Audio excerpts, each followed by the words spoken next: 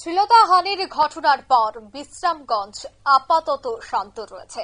এলাকা জুড়ে ১৬৩ ধারা জারি করল প্রশাসন। শান্তি বজায় রাখার আহ্বান জানিয়েছেন প্রদ্যুৎ কিশোর দেববর্মা। আজ সকাল থেকে কিন্তু বিশ্রামগঞ্জের দিকে নজর ছিল, কারণ ধুন্ধুমার কাণ্ড, উত্তপ্ত পরিস্থিতি ছিল। তবে ইতিমধ্যেই এই পুরো ঘটনায় আপাতত শান্ত রয়েছে বিশ্রামগঞ্জ, কারণ পুলিশি নিরাপত্তা কিন্তু রয়েছে গোটা এলাকা জুড়ে।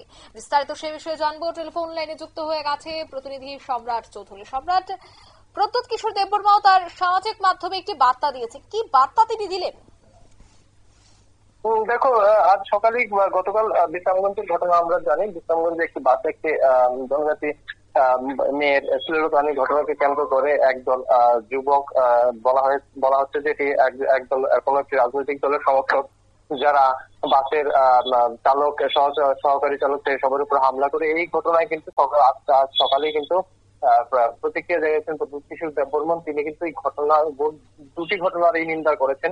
একদিকে যেমন একটি মহিলা শ্লীলতাহানির ঘটনা, পাশাপাশি এই ঘটনার পরিপ্রেক্ষিতে যে গোটা বাস জুড়ে হামলা হুমকি হয়েছে, দুই ঘটনার প্রতিবাদ জানিয়েছেন, উদ্বেগ জানিয়েছেন এবং এই ঘটনায় তিনি সবাইকে শান্তি বজায় রাখার আহ্বান জানিয়েছেন। মুখ্যমন্ত্রীও একইভাবে এই ঘটনায় কিন্তু আজ সকালে সবাইকে শান্তি বজায় রাখার নির্দেশ দিয়েছেন এবং তিনি বলেছেন যে পুলিশের মধ্যে স্বাধীনভাবে কাজ করবে। এই ঘটনায় যাতে কোন ধরনের রং না দেওয়া হয়, এই নির্দিষ্ট শব্দটি ব্যবহার করে মুখ্যমন্ত্রী কিন্তু সতর্ক করে দিয়েছেন। প্রদ্যুৎ কিশোর দেববর্মন শান্তির বার্তা দিয়েছেন। অন্যদিকে আজ সকাল থেকে সোনামুড়া থেকে আগরতলা গ্রামে যে বাস চালকরা রয়েছেন, তারা নির্দিষ্ট কিছু সময়ের জন্য বাস পরিচালনা নিয়ে বন্ধ রেখেছিলেন। তাদের বক্তব্য ছিল যে ঘটনায় যারা মূল অভিযুক্ত তাদের গ্রেফতার না করে বা তাদের বিরুদ্ধে কোনো ব্যবস্থা না নিয়ে চালক এবং সহকারী চালককে কেন মারধর করা হয়েছে সেটি নিয়ে তিনি প্রশ্ন তুলেছেন। যদিও সার্বিক পরিস্থিতির বিচারে এখন বিশ্রামগঞ্জ শান্ত রয়েছে। এলাকায়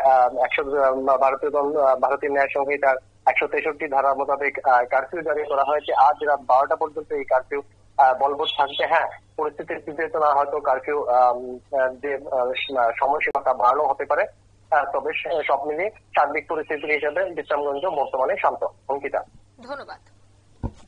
অর্থাৎ শান্তির বজায় রাখার আহ্বান জানিয়েছেন প্রদ্যুৎ কিশোর দেববর্মা। তিনি বলছেন প্রত্যেককেই যেন শান্তি বজায় রাখেন, কোনোভাবেই যেন কেউ উশৃঙ্খলতা না সৃষ্টি করেন, সে বিষয়ে বার্তা দিয়ে দিলেন প্রদ্যুৎ কিশোর দেববর্মা। নিয়ে নিচ্ছে ছোট্ট একটি বিজ্ঞাপন বিরতির, সঙ্গে থাকুন।